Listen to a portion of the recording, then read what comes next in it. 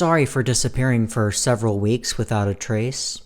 It will happen again. After my video on the wondrous world of dark romance TikToks / Reels, I've unfortunately been bombarded on my Explorer page with more of those videos to my dismay. I did this to myself. I need to save a shit ton of cat videos or something to save my algorithm at this point. But anyways, to my horror, it seems like a lot of these dark romance novels are being marketed as enemies to lovers, as tagged on these videos that I'm seeing. I feel like that's not true most of the time with those types of books. I feel like they're just trying to, sell the book with popular trope. I ranted about this lightly in the other video, but I will repeat myself. Abuse, kidnapping, rape, and stalking is not enemies to lovers.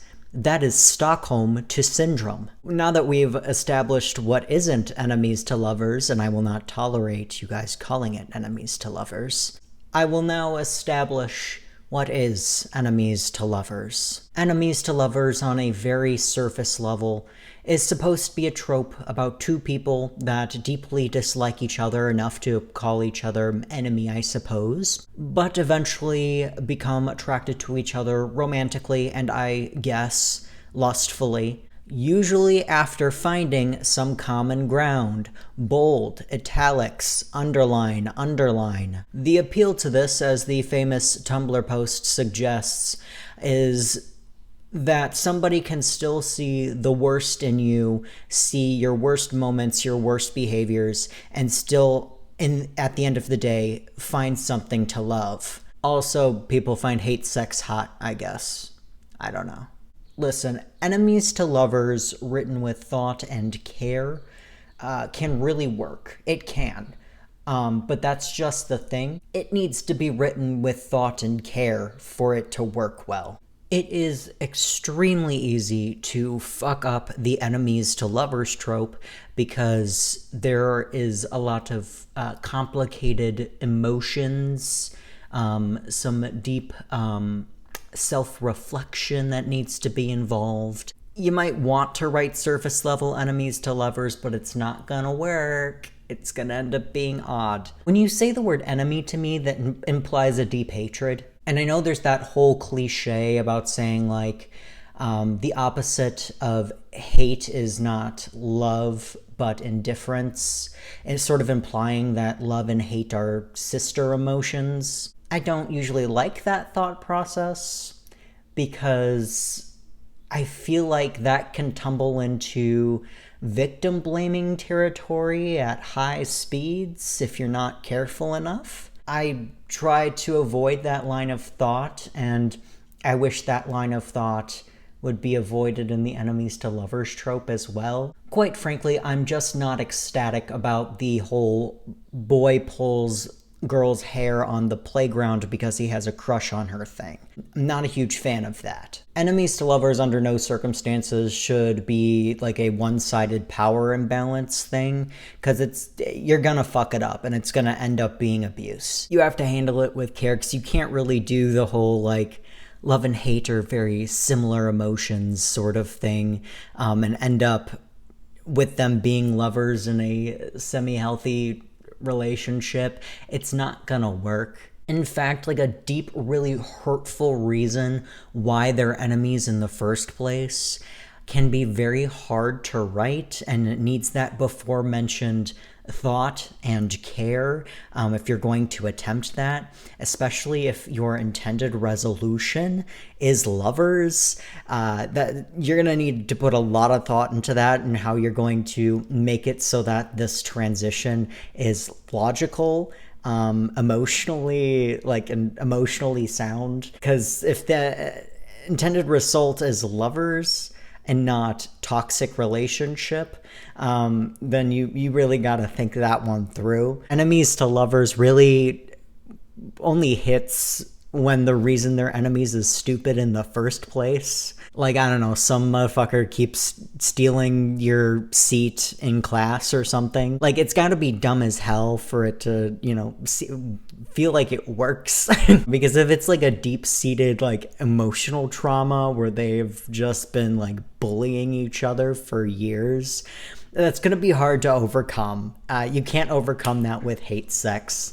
I'm sorry. You can't just kind of jump into the lovers part.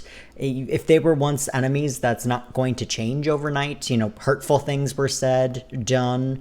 You know, things need to heal before that lovers part can happen. That distrust is not going to go away just because you have a lustful hate sex. So they definitely need to like heal and learn to trust each other before the lovers part of enemies to lovers is even feasible. Otherwise, it's a relationship started on, you know, rocky ground and bound to, you know, be a dumpster fire. Just due to that, you know, lingering resentment, you know, bubbling under the surface, once again, only masked by hate sex. So maybe that could be like a plot point if you handle it with care. Or if like them staying together isn't the goal, but that sort of defeats the purpose of the lovers part of enemies to lovers. If you're writing enemies to lovers to break up, toxic relationship, statement on toxic relationship, then I guess that's one thing. But if you're going enemies to lovers, then I expect the lovers part to be lovers. So maybe let's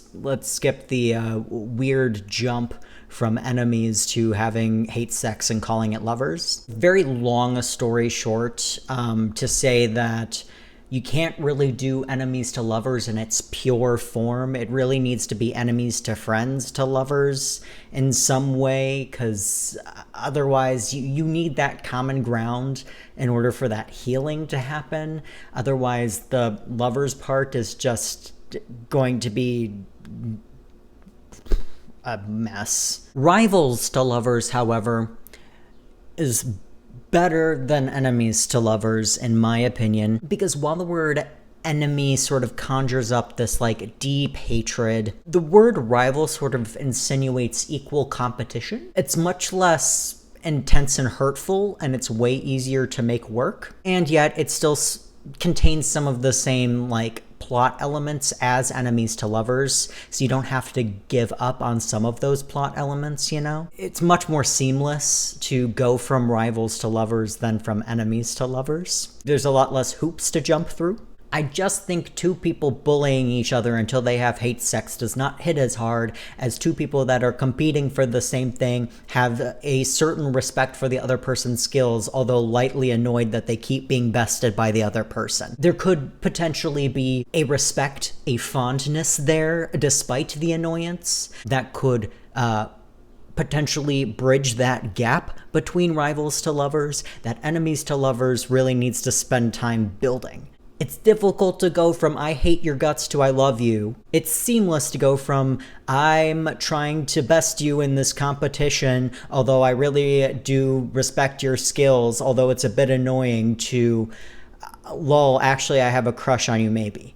I'd say one-sided rivals to lovers always hits for me, because there's always like one person that's like just super fucking competitive and just wants to beat the other at all costs, and then the other one just doesn't take it seriously and thinks it's endearing. That hits every time. Anyways, in summary, if you really want an enemies to lovers done right, you really need to invest in the development of a common ground. Enemies to lovers can never be fast burn. There's no fast burn enemies to lovers that works. It has to be slow burn or it's not going to work. Enemies to lovers can be rewarding if done right, but a dumpster fire if done wrong. Rivals to lovers is way easier to work with, much more realistic. It can seamlessly shift into the lovers part without all of the logical and emotional roadblocks. And yet you can still use some of the same plot devices that enemies to lovers uses without those said roadblocks. Bada bing, bada boom, fixed ya fic.